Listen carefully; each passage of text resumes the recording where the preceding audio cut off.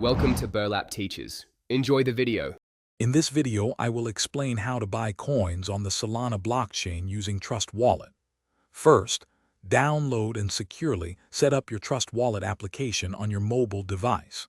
Next, you'll need to fund your wallet with Solana, or SOL, which is essential for both purchasing new tokens and covering transaction fees.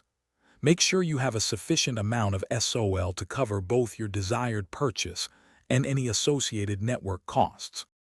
Once your wallet is ready, you'll need to access a decentralized exchange, or DEX, that operates on the Solana blockchain. Popular options include Radium or Jupiter. Open the DApp browser within Trust Wallet and navigate to your chosen DEX. Connect your Trust Wallet to the platform, then use the search function to find the specific Solana coin you're interested in purchasing. With your desired coin selected, enter the amount of Solana you wish to swap for it. Carefully review all transaction details, paying close attention to the estimated price impact and slippage settings. Slippage refers to the expected price change between when you submit and when the transaction executes. Once satisfied, confirm the swap and approve the transaction within your Trust Wallet to complete the purchase.